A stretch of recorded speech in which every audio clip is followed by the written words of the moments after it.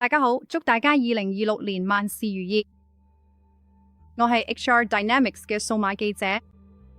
喺呢一集，我會用幾分鐘時間重點介紹今年嘅主要人力資源新聞，並從人力資源角度分享呢一啲發展對日常管理同業務策略嘅實際分析。2025年係勞動市場壓力同重組顯著嘅一年。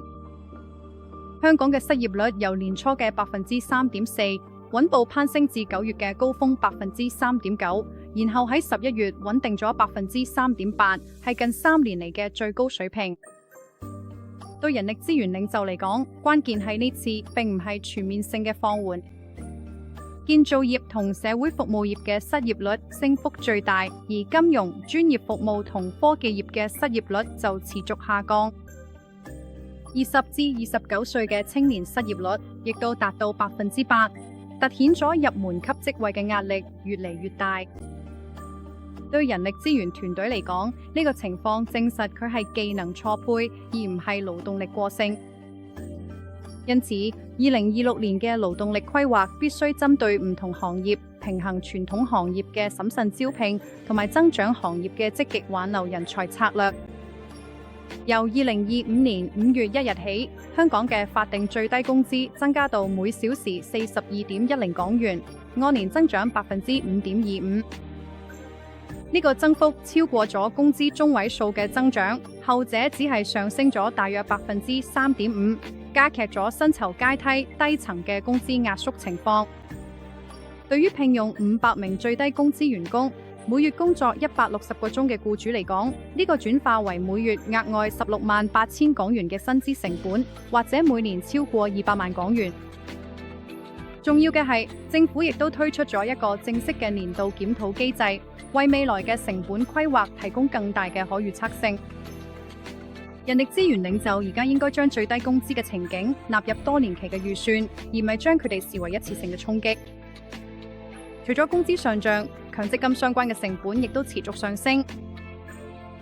由2025年5月起，工時紀錄上限增加到17200港元，而強積金嘅最高供款額就維持咗每月每方1500港元。雖然供款率維持咗5%，但結構複雜性增加，要求薪資團隊要小心區分紀錄上限同供款上限。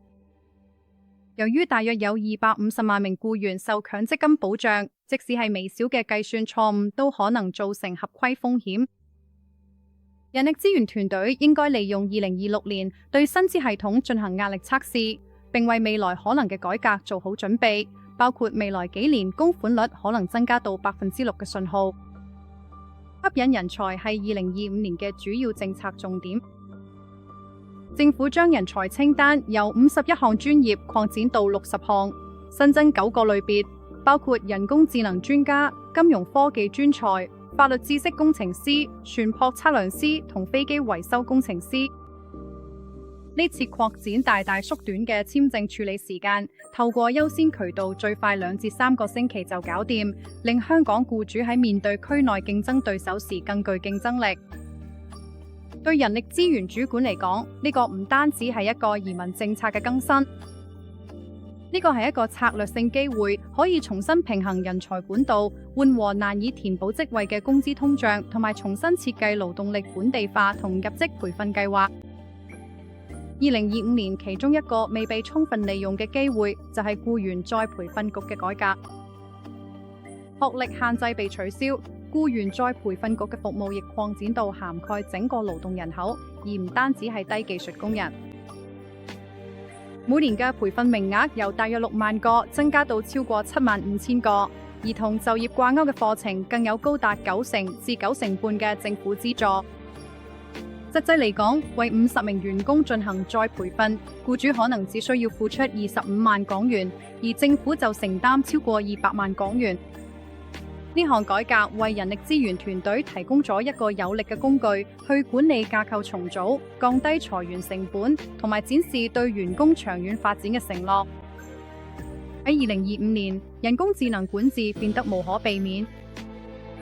私隱專員公署喺3月發布咗一份強制性嘅生成式人工智能合規清單。到咗5月，審計顯示80%嘅機構都冇正式嘅人工智能使用政策。呢個情況令僱主可能面臨高達100萬港元嘅私隱條例罰款，更唔好提因數據洩露而造成嘅聲譽損害。人力資源部門而家喺執行人工智能政策方面扮演住核心角色，涵蓋員工培訓、紀律處分框架同埋道德使用標準。到咗2026年，人工智能管治將唔再係資訊科技部門嘅問題，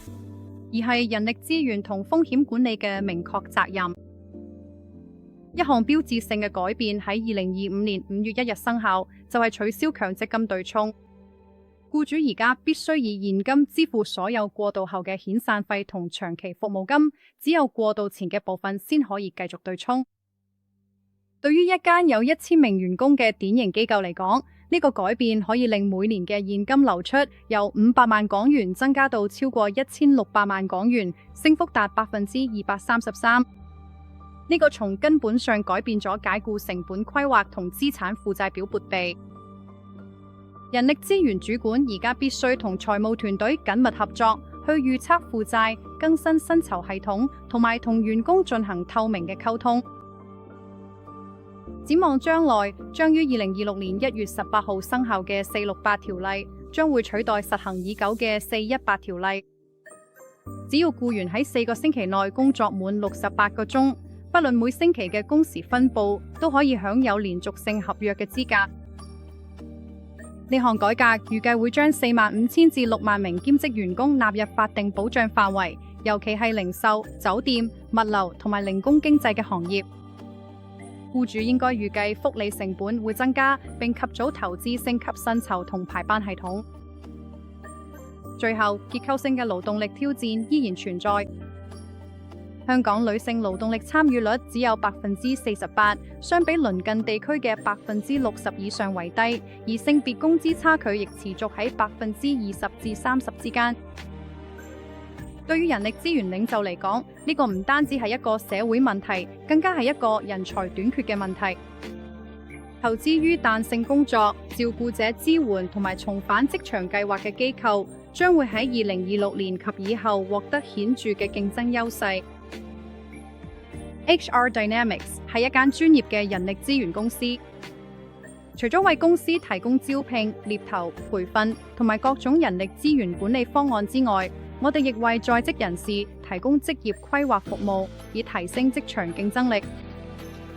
如果你需要我哋嘅服務，或者想索取今個星期嘅分析書面報告，請電郵至 dc@hrdhk.com。多謝收睇，祝大家萬事如意，業務蒸蒸日上，員工開心又安全。最後唔記得點讚、訂閱、留言同分享。我哋下個星期再見。